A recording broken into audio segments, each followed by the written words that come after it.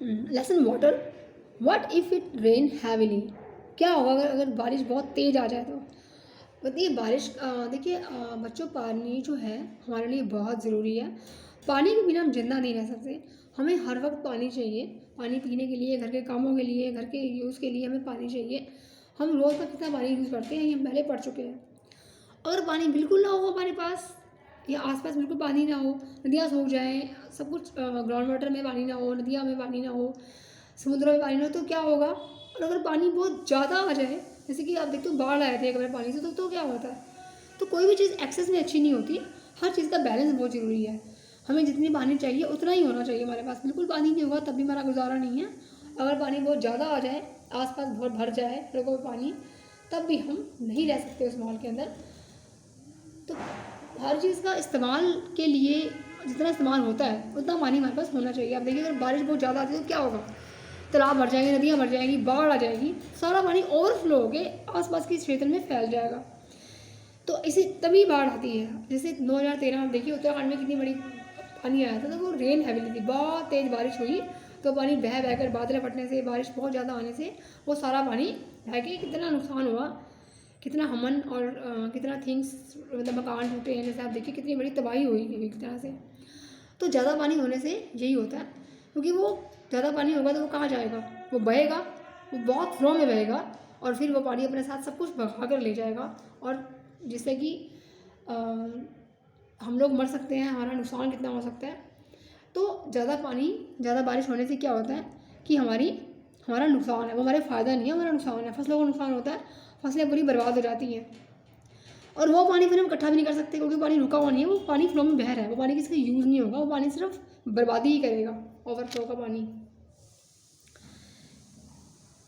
जैसे एक गिलास को आप पानी भरते हो, लेकिन जब ज़्यादा भरते हो तो पानी बाहर गिरता है। इसी तरह कुएँ, नदियाँ, तालाब में जब ज़्यादा पानी भरता है तो वो बाहर को गिरता है, और वो पानी ओवरफ्लो होकर फिर खेतों की तरफ, घरों की तरफ, एरिया की तरफ निकलता है, और फिर वो जैसे सुनामी जैसी घटनाएं घटती हैं। Time duration and the amount of rainfall varies from place to place. The time, समय, अवधि और मात्रा, पानी की मात्रा जो है varies from place to place, मतलब अलग अलग जगह पर अलग अलग होती है। हर जगह पर जैसा मौसम होता है वैसे वहाँ पर बारिश होती है, क्योंकि वैसे वहाँ का पानी कंडेंस होता है, और वैसे वहाँ पर बारिश होती है। जितना ज़्यादा पानी इवेपोरेट होगा उतना ज़्यादा बारिश आएगी, उतना ज़्यादा। देखिए अब देखिए मतलब जैसे जैसे किसी जगह पर बहुत गर्मी है, किसी जगह पर बहुत सर्दी है, किसी जगह का पानी बहुत इवेपोरेट हो रहा है, तो वहाँ पानी बहुत ज़्यादा बारिश आएगी वहाँ पर। कई जगह पानी, वहाँ बहुत सर्दी होती है, तो वहाँ का पानी क्या होता है कि वहाँ ओले पड़ते हैं, वहाँ ओले पड़ते हैं, तो वहाँ बारिश, मतलब ठंड की जहाँ जगह होती है, वहाँ जहाँ कहीं बहुत ठंड होती है, तो वहाँ ज़्यादा पानी हवा में बहुत ज़्यादा मिलता है। जैसे कि अब देखिए बर्फ़, कई जगह पर बर्फ़ गिर रही है, कहीं पर सूखा पड़ रहा है, कहीं पर बारिश बहुत ज़्यादा है, कहीं पर बारिश बहुत कम है, कहीं पर बारिश बिल्कुल है ही नहीं। ऐसे एरिया में जो बारिश नहीं पड़ती, और जहाँ कहीं बहुत बारिश पड़ती है, कहीं ओले पड़ रहे हैं, बर्फ़ पड़ रही है, और कहीं हर वक्त सूखी है, गर्मी है, कहीं हर वक्त सर्दी है। और जैसा जो एरिया का एटमॉस्फेयर होता है, क्लाइमेट होता है, वैसे ही उस हिसाब से बारिश या का पानी गिरता है। Some parts of the world is rains throughout the year, while where the place is where it rains only for a few days. अब देखिए कई जगह पर ऐसी भी है जहाँ पे पूरा साल बारिश होती है, और कई एरिया ऐसे हैं जहाँ की बहुत कम दिन बारिश होती है, बहुत ही फ्यू डेज, कुछ दिन बारिश होती है, वो भी बहुत कम कम होती है। ये देखिए आप बारिश, ये देखिए बारिश हो रही है, तो ज़्यादा पानी बारिश से क्या होगा, देखिए तालाब भरे पड़े हैं, पैरों तक पानी में डूब रहे हैं लोग, चल नहीं पाते, लोगों की गाड़ियाँ डूब रही हैं, लोग चल नहीं पाते, लोगों को स्कूल जाना है, काम पे जाना है, लोग, मतलब बहुत बड़ी आपको प्रॉब्लम फेस करनी पड़ती है। हर जगह पानी पानी होता है ना, एक नदी सी बन जाती है हमारे आसपास, पर हमें अपनी डेली रूटीन करने में भी बहुत प्रॉब्लम आती है। तो ज़्यादा रेन वाटर अच्छी नहीं है हमारे लिए, ज़्यादा रेन अच्छी नहीं है हमारे लिए।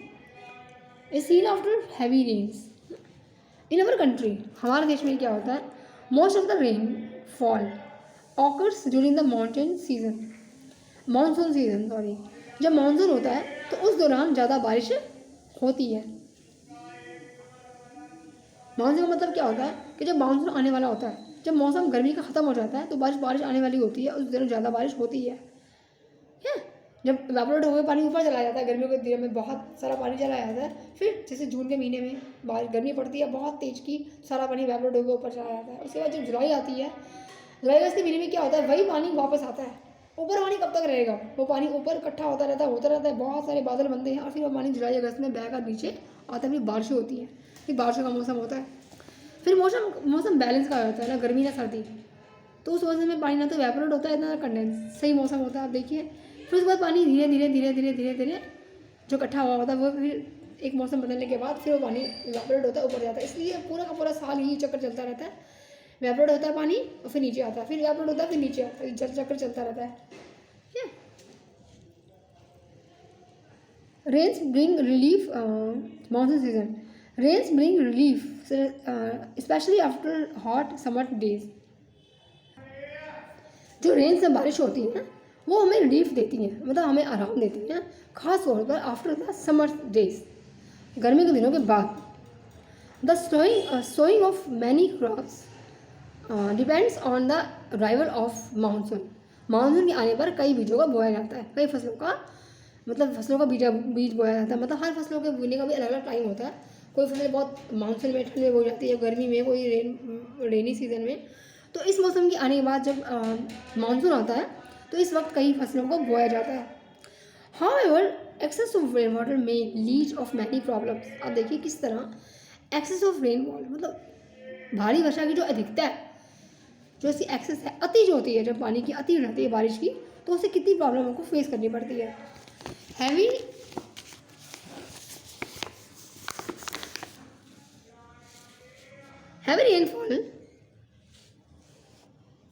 Rainfall rains may lead to rise in the level of water. देखिए पानी से क्या होता है कि पानी का लेवल ऊंचा हो जाता है। जैसे पुल होते हैं, पुलों पर निशान लगा होता है कई जगह पे कि ये खतरे का निशान है, तो पानी इसमें ज़्यादा ओवरफ्लो हो जाता है। ठीक है, हमारे डूबने का नुकसान है, पुलों के बहने का नुकसान है, गाड़ियाँ डूब जाती हैं, सुनामी जैसी घटनाएँ घटती हैं, और हर जगह पानी पानी होता है, फसलें डूब जाती हैं, और सारे पानी, नदियाँ, तालाब, रिवर सब भर जाते हैं। The water may then spread over large areas causing floods. और इस तरह से कई क्या वजह बनती है ओवरफ्लो होने से, कई जगह बाढ़ आ जाती है। जैसे बाढ़ जैसी स्थितियाँ आ जाती हैं कि आपके देखिए घरों के अंदर भी पानी घुसा होता है, आपका सारा सामान पानी में डूब जाता है ज़्यादा पानी होने से। The crop fields, forest, villages and cities में गेट सबमर्ज्ड बाय वाटर। अब देखिए फील्ड जो खेत है, जो जंगल है और जो गांव है, और एंड सिटीज़, शहर वगैरह जो सब हैं, वो सारे लैंड एरिया जो है वो सारे पानी से एकदम भर जाते हैं, पानी में डूब जाते हैं। ठीक है। In our country floods cause extensive damage to crops, domestic animals, property and human life. और फ्लूड से क्या होता है, बाढ़ से क्या होता है, देखिए बाढ़ किस चीज़ का कारण बनती है, एक्सटेंसिव डैमेज, बहुत ही मतलब भारी मात्रा में नुकसान होता है क्रॉप्स का, फसलों का, घरेलू जानवरों का, ठीक है, प्रॉपर्टी का, संपत्तियों का, और ह्यूमन लाइफ का। मतलब इंसान, संपत्ति, सामान सब डूब जाते हैं उसके अंदर रेनफॉल होने से। और पानी बह के कहाँ जाएगा, और सारा पानी समुद्र में नहीं जाएगा क्योंकि वो उनका रास्ता नहीं है। ओवरफ्लो से पानी जहाँ मर्जी जाएगा, ठीक है, जहाँ मर्जी अपना रास्ता पकड़ लेगा और फिर घरों में घुसेगा और नुकसान होगा और संपत्ति भी खराब होगी, गाड़ियाँ भी डूबेंगी, लोग भी डूब जाएंगे उसके अंदर, क्योंकि वो उनके पास बच्चे का रास्ता नहीं होता, उनके पास टाइम नहीं बचता कि वो अपने को संभाल पाए। एकदम से बाढ़ जैसी होती है, एकदम से पानी अचानक घरों में घुसता है और हमारा कितना नुकसान होता है, यहाँ तक कि हमारा घरों से बाहर निकलना भी मुश्किल हो जाता है। ड्यूरिंग फ्लूड के दौरान, बाढ़ के दौरान क्या होता है, the animals living in the water also get carried away with the water. जो पानी में जानवर रहते हैं वो भी इनके द्वारा बह जाते हैं। अब देखिए कोई से मछलियाँ रहती हैं या पानी में कोई जो पानी फ्रॉक्स है, ये जानवर है, तो ये इनका क्या होता है, ज़्यादा पानी होने से ये जानवर भी साथ में बह जाते हैं, और बह के पता नहीं कहाँ चले जाते हैं, बह के पानी में जाए जरूरी नहीं है, तो कि सूखी एरिया में जा सकते हैं या डूब के ज़्यादा बहने से मर जाते हैं ये। The water also get carried away with the water, living in water also get carried away with this water, they often get trapped on land areas and die. फिर वो क्या होता है, किसी और एरिया पर ट्रैप कर दिए जाते हैं, छोड़ दिए जाते हैं, मतलब छुट जाते हैं और फिर वो मर जाते हैं, क्योंकि पानी है जहाँ रुका और जहाँ वो जानवर जाके गिर गए वहीं मर गए, क्योंकि उनको पानी नहीं मिलता, पानी में रहने वाले हैं लेकिन वो उसमें उस टाइम सांस नहीं ले पाते, उस टाइम डूब रहे होते हैं वो, तो वो सांस नहीं ले पाते और इसलिए वो मरने का कारण बनते हैं, या वो सूखी एरिया में चले गए, छूट गए, तब वो मर गए। तो पानी ज़्यादा होने से हर चीज़ का नुकसान है, संपत्तियों का, व्यक्तियों का, मतलब हमारी लाइफ का, और ज़मीन का, मकानों का, गाड़ियों का, और पानी में रहने वाले जानवरों का। और अब देखिए इससे फसलों का नुकसान बहुत भारी मात्रा में होता है, जैसे खाने पीने की समस्या बड़ी होती है, अकाल भी आ सकता है इससे कई जगहों पर। फिर आप देखिए खाने पीने का सामान पहुँचाया जाता है, पानी पहुँचाया जाता है पीने के लिए, तो लोगों के भूखे मरने की नौबत आ जाती है, क्योंकि उन एरिया पर फिर कुछ खाना उगता भी नहीं है और उनके पास खाना होता भी नहीं है और वो कहीं लेने जा भी नहीं सकते। लोग बहुत बुरी स्थिति में फंस जाते हैं पानी पानी होने से, और उनको फिर रेस्क्यू किया जाता है, उन पर बहुत ही मतलब रिलीफ उनको पहुँचाया जाता है, खाद्य सामग्री पहुँचाई जाती है। तो बाढ़ की स्थिति में लोगों का जीना बहुत मुश्किल हो जाता है, या लोगों की मौत भी हो सकती है। ये बहुत एक बुरी स्थिति है। They often get trapped on land and areas and dies when fluid water recedes. Rains also affect the animals living in the soil. They often get trapped on land area and die when fluid water recedes.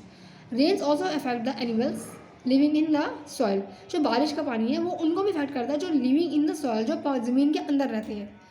देखिए ज़मीन के अंदर जो जानवर रहते हैं, जो कीड़े रहते हैं, उनको एक लिमिट तक रहने की आदत होती है ज़मीन के अंदर मिट्टी में रहने की, लेकिन ज़्यादा पानी होने से क्या है उनकी लाइफ भी खत्म हो जाती है।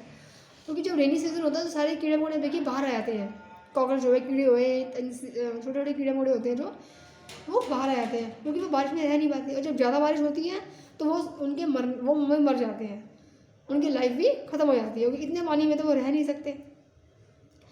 जिनको मिट्टी में रहने की आदत है वो ज़्यादा पानी होने से यहाँ वहाँ बहकर मर जाते हैं, तो उनकी लाइफ ही ख़त्म हो जाती है। तो रेनी सीजन देख लीजिए आप, रेनी सीजन में जो मिट्टी में बिल बना कर रहते हैं, चूहे हुए, रेनी सीजन कीड़े मकोड़े हुए, कॉकरोच हुए, और भी कितने पिच्छू वगैरह देख लीजिए, सब बाहर आ जाते हैं रेनी सीजन के अंदर, क्योंकि इनके गड्ढों में पानी भर जाता है उनके बिलों में। तो रेनी सीजन बहुत ही मतलब एक बुरी स्थिति है जब अपने आप को संभाला नहीं जाता, और उस स्थिति से फिर निपटना पड़ता है, बहुत ही प्रॉब्लम फेस करनी पड़ती है, रोज़मर्रा के काम भी हमारे बंद हो जाते हैं, और कई जगह पर तो अलर्ट लग जाता है, कई जगह पर अब देखिए इतनी मुश्किल होती है कि आप घर से बाहर भी नहीं निकल सकते, आपको अपना रोज़ का काम भी नहीं हो पाता आपसे, ठीक है, तो आपको अपने कहीं जा नहीं सकते, आप फंस जाते हो, और कई जगह पर बोट का सहारा लेना पड़ता है, बोट में लोग बैठ बैठ के रेस्क्यू होते हैं या कहीं जाते हैं, या बहुत ही मुश्किल कंडीशन में वो लोग बड़ी मुश्किल से बाहर जा पाते हैं। तो ये तो बहुत ही एक बहुत बड़ी प्रॉब्लम को फेस करना पड़ता है ज़्यादा पानी होने से।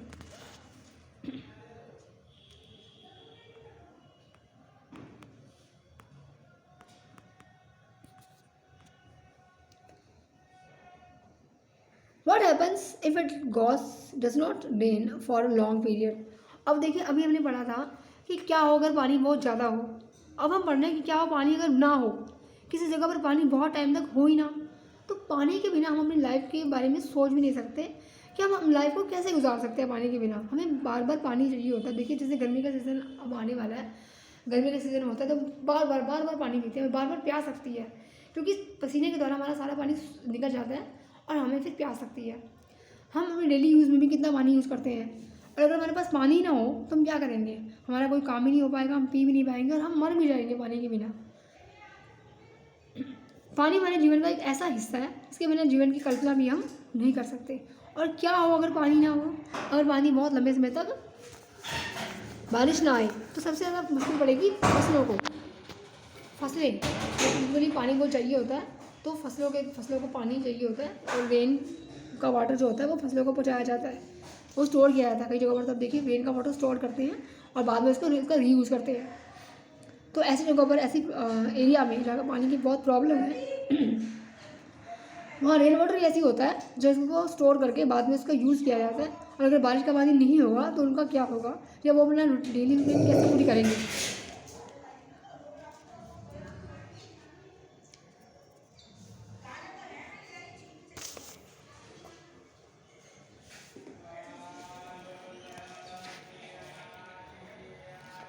Can you imagine?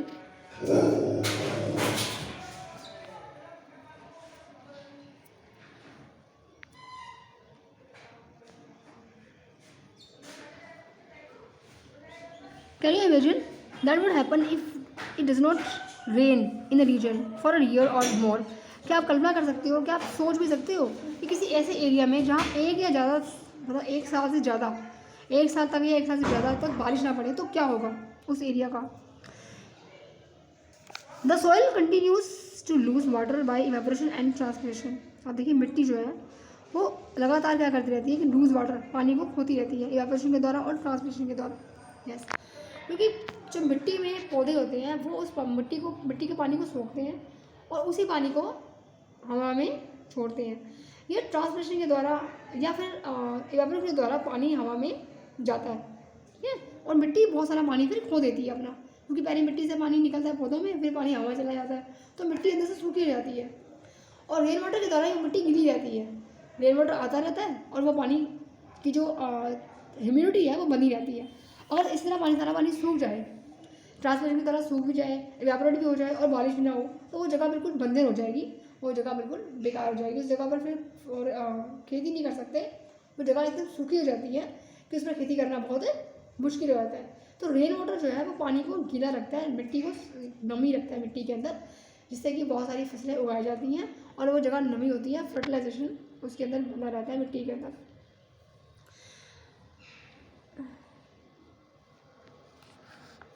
Since it is not being brought back by rain, the soil becomes dry.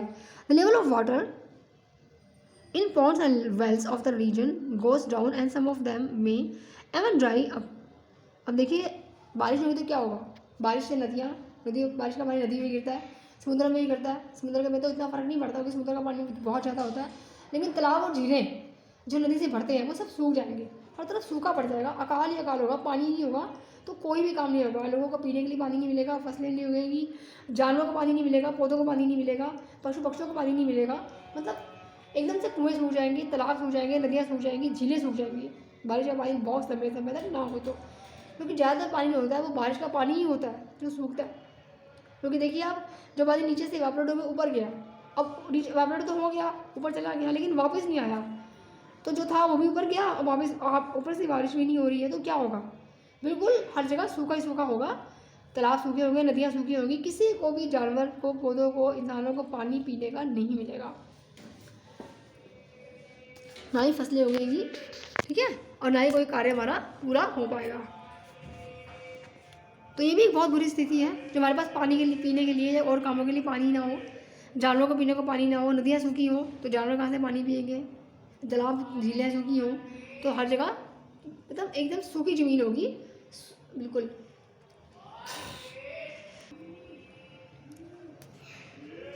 Yes, ponds and wells of the regions goes down and some of them may even dry up. वो सब सूख जाएंगे, तालाब देखिए, नदियाँ, Pond's जो हैं, जो झीलें हैं, तालाब हैं, वो सब सूख जाएंगे।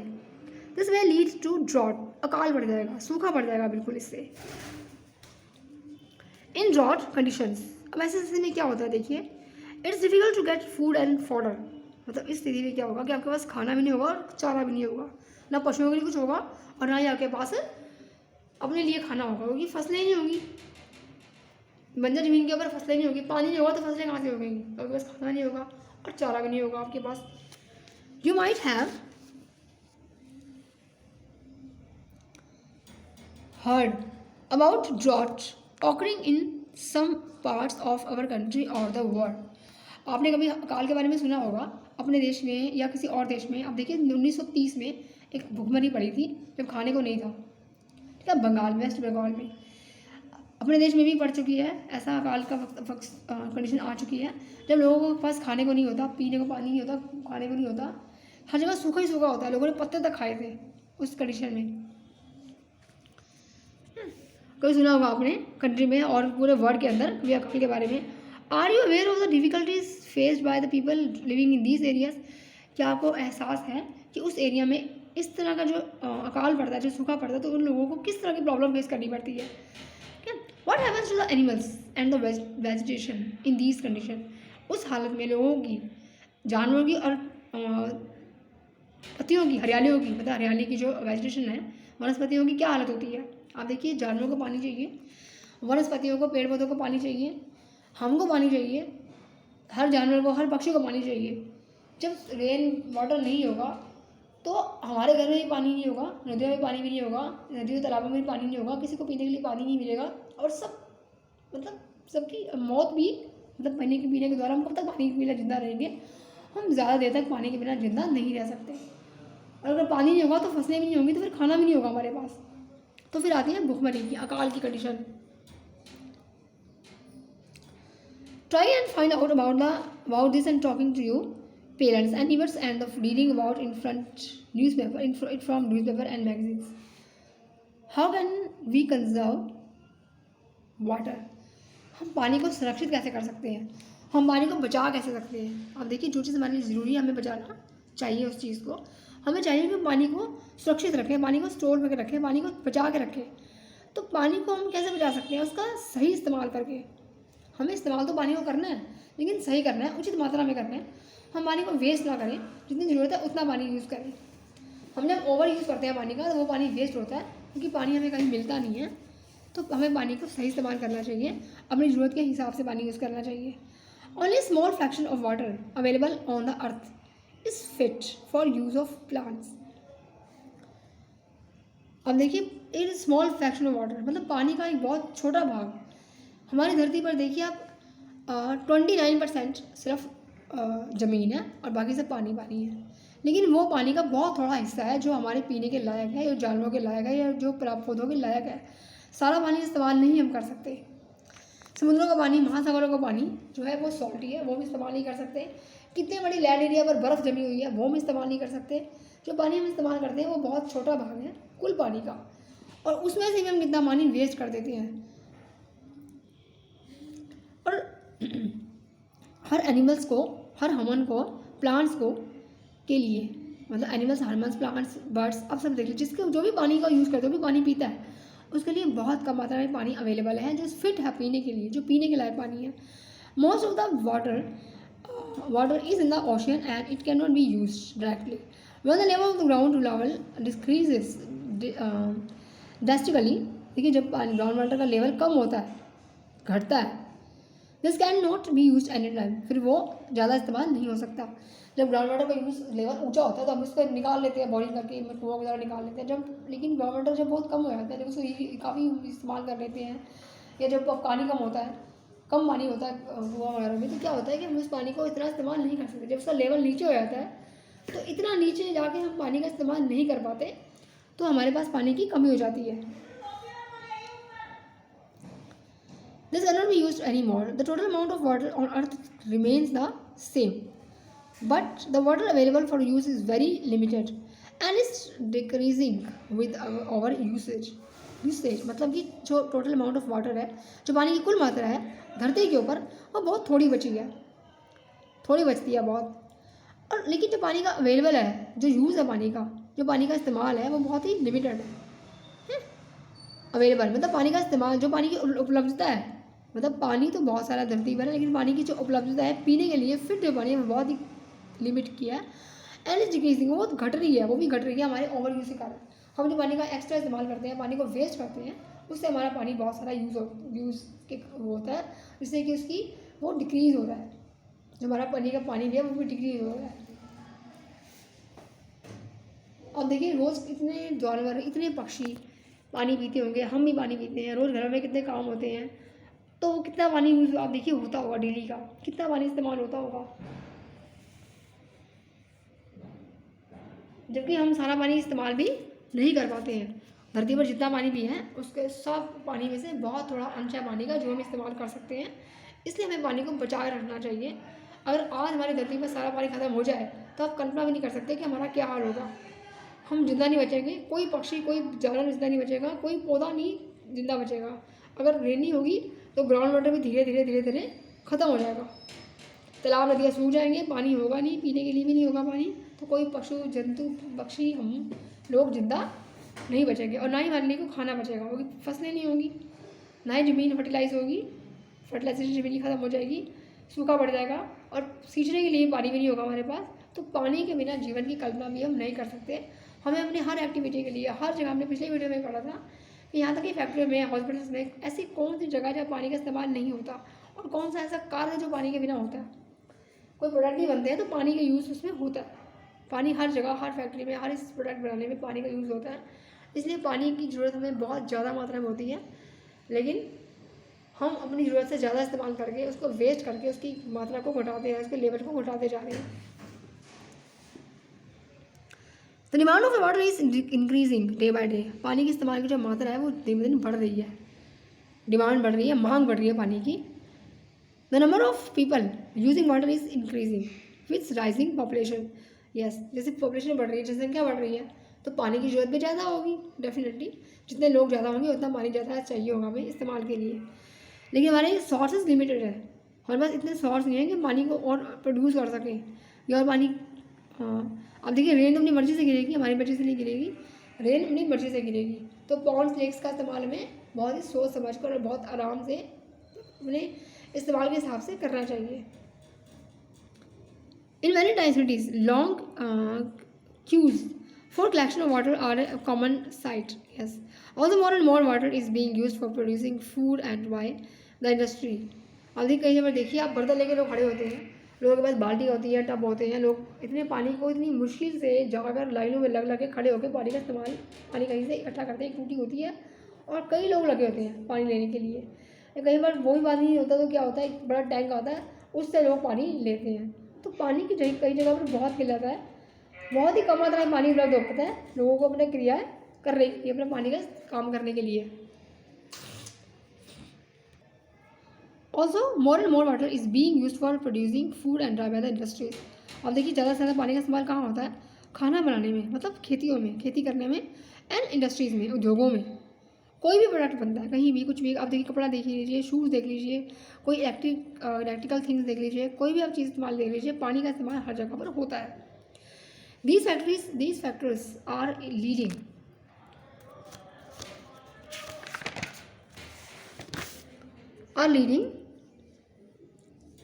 in shortage of water in many parts of the world. दुनिया के देखिए many parts of the world, मतलब दुनिया के कई हिस्सों में ये जो कारण है खेती करने के, फूड करने के, इंडस्ट्री में यूज़ करने के, जो पानी की शॉर्टेज कर रहे हैं, पानी के उपलब्धता को घटा रहे हैं, पानी का अभाव कर रहे हैं, मतलब पानी कम होता जा रहा है यूज़ करने में। It is very important that water is use carefully. We should take care not to waste water. हमें पानी का ध्यान करना चाहिए, पानी को यूज़ मतलब इस्तेमाल के हिसाब से आप यूज़ करें, उसको वेस्ट ना करें, क्योंकि पानी एक ऐसी चीज़ है जो आपको सारी ज़िंदगी चाहिए। जब तक आप दुनिया में हो आपको पानी चाहिए, हर पक्षी को पानी चाहिए, हर पौधे को चाहिए, हर इंसान को चाहिए, हर थिंग्स बनाने के लिए चाहिए, हर जानवर को चाहिए। तो पानी सबकी ज़रूरत है। Rain water harvesting. हार्वेस्टिंग मतलब होता है जैसे आप फसलें होती है, आपकी फसलें जब काटते हो आप, जब फसलें पूरी बच जाती है, आप उसको फसलों को कटाई करते हो फसलों की, तो rain water harvesting. One way of increasing the availability of water is to collect water and store it for later use. One way of increasing the availability of water, मतलब पानी की उपलब्धता को बढ़ाने का एक तरीका ये भी है कि आप बारिश का पानी को इस्तेमाल कर लें, स्टोर कर लें, बाद में उसको यूज़ कर लें, मतलब बाद में आप उसका शॉर्टेज में इस्तेमाल कर लें। ये पानी की अवेलेबिलिटी को बढ़ाने का एक तरीका है। Collecting water in this way is called rain water harvesting. इसे बोलते हैं रेन वाटर हार्वेस्टिंग, इसको नाम दिया गया रेन वाटर हार्वेस्टिंग। मतलब जैसे फसलें काटते हैं ना, वैसे रेन वाटर को ज़रूरत के समय काटना, मतलब उसका इस्तेमाल करना, मतलब उसको हम इतनी शॉर्टेज में यूज़ कर रहे हैं। पहले हमने उसको स्टोर कर लिया, अब हम उसको हार्वेस्ट कर रहे हैं, मतलब उसको अपनी ज़रूरत के वक्त इस्तेमाल कर रहे हैं, उसको काट रहे हैं, मतलब उसका यूज़ कर रहे हैं। पहले हमने स्टोर कर लिया इस बारिश के पानी को, बाद में हमने उसका यूज़ कर लिया। The basic idea behind rain water harvesting is catch water where it falls. Catch water where it falls, जहाँ गिरता है वहाँ उसको कैच करना, जहाँ उसको पकड़ना। तो मतलब एक तरह से यही बात मैं आपको समझाने की कोशिश कर रही हूँ कि जो भी पानी का हम यूज़ करते हैं, हम पानी को यूज़ करते हैं, पानी को इकट्ठा करते हैं, रेन वाटर को, उसको बाद में यूज़ करना, उसको ज़रूरत के वक्त इस्तेमाल करना है उसका, जहाँ पानी गिरता है। कैच वाटर, पानी को इकट्ठा करना या कैच करना जहाँ वो गिरता है, तो जहाँ पानी बारिश का पानी इकट्ठा हो गिरा वहाँ हमने इसको कैच कर लिया, वहाँ हमने इसको स्टोर कर लिया, और बाद में जो शॉर्टेज हुई तब हमने पानी यूज़ कर लिया। तो इससे क्या होगा, पानी की अवेलेबिलिटी बढ़ेगी। ठीक है। What happens to the rain water, that falls in places that are mostly covered with concrete roads and buildings. जहाँ पर बहुत सारी कॉन्क्रीट फैली होती है रोड्स के ऊपर या बिल्डिंग्स बनी होती है, मतलब जहाँ पर रुकावटें होती हैं, कंक्रीट फैली हुई है, मकान बने हुए हैं, बिल्डिंग्स बनी हुई है, जगह बनी हुई है, बहुत सारी प्लेसेस ऐसे प्लेसेस में क्या होता है रेन वाटर कहाँ जाता है ऐसे प्लेसेस में? It floss into the drains, isn't it? ये नालों में जाता है। यस, आप देखिए घरों के आसपास जब पानी गिरता है रेन वाटर का, बहुत पानी भर जाता है, गली में पानी भर जाता है, तो क्या होता है कुछ टाइम बाद पानी धीरे धीरे इसका लेवल कम होता है और वो पानी सारे नालियों में चला जाता है। नाले से पानी नालों में जाता है, नालों से पानी नदियों समुद्रों में जाता है, नदियों में जाता है फिर समुद्रों में जाता है। इस तरह पानी अपनी जगह पकड़ता है और एक ज़्यादा आखिरी में समुद्र में ही मिल जाता है। वो पानी आप कहीं निकालते नहीं हो, वो खुद ब खुद पानी अपने आप नालियों में जाकर आगे नालों में मिल जाता है। मतलब रास्ता बनाया होता है कि पानी कहाँ से निकले, कहाँ जाए और फिर कहाँ जाए, फिर कहाँ जाए, लास्ट में कहाँ जाए। ठीक है, तो उनका रास्ता बना होता है पानी निकलने का। It flows into the drains, isn't it? From where water goes to rivers or lakes, which could be far away. From where? From their water. From there, water goes to rivers and lakes. वहाँ से पानी नदियों में और झीलों में जाता है. Which could be far away, जो भी दूर हो सकती हैं. Yes. A lot of effort will then be required to get this water back into our homes, as the water did not seep into the ground. A lot of effort, एक मतलब बहुत सारा प्रयत्न क्या होता है, will then be required to get this water back into their homes, as the water did not seep into the ground. मतलब क्या होगा अगर ये पानी हमारे घरों में आ जाए, हमें इस्तेमाल के लिए मिल जाए और ज़मीन में ना सीप हो, ज़मीन में ना सीमे, ऐसा कौन सा तरीका है, ऐसा कौन सा रीज़न हो सकता है, ऐसा कौन सा वे हो सकता है कि पानी हमारे घरों में आ जाए, हम इस पानी को इस्तेमाल कर पाएँ. Here two techniques of rainwater harvesting are discussed. देखिए, roof top rain water harvesting. In this system, the rainwater is collected from the roof lay into a storage tank. Through our pipes, this water may contain soil from the roof and need filtering before it used.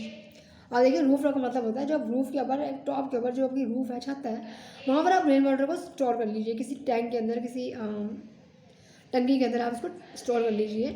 और फिर through our pipes, this water may contain soil from the roof and need filtering for it is used. Instead of collecting rainwater in the tank, the pipes can go directly into the pit in the ground.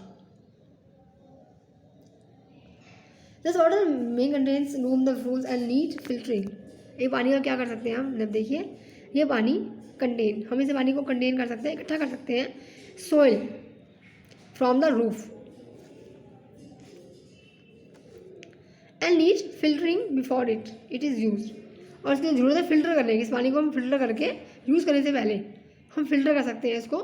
Instead of collecting rain water in the tank, the pipes can go directly into pit in the ground. इससे अच्छा है कि हम पानी को इकट्ठा करने के बजाय डायरेक्टली ग्राउंड में एक पाइप लगा दिया जाए. ठीक है, this then seeps into the soil to recharge और refill the ground water.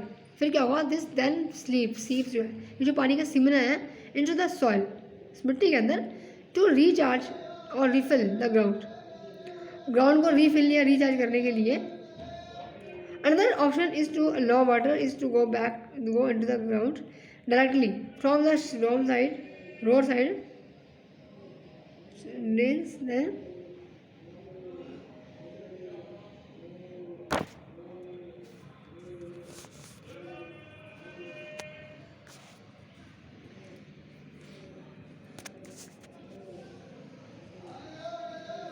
the pipes can go directly into a pit in the ground. अब देखिए ग्राउंड के अंदर पानी को डायरेक्टली पाइप को डाल दिया जाए और वहीं से पानी निकाल लिया जाए. This then seeps into the soil to recharge और रीफिल द ग्राउंड वाटर. फिर ये क्या होगा, दिस देन सीप्स, ये जो पानी का सिमना है, इनटू द सॉइल, मिट्टी के अंदर, टू रिचार्ज और रीफिल, दोबारा भरने के लिए, दोबारा रिचार्ज करने के लिए द ग्राउंड वाटर, पानी को. मतलब आपने रेन वाटर आपके पास आया और आपने तो टैंक में भर लिया, क्या आप टैंक में ना भर के तो सीधा उस ग्राउंड वाटर में पाइप लगा के एक पानी में ग्राउंड वाटर में डाल दें आप उसको. ठीक है, ग्राउंड वाटर में डाल दें आप.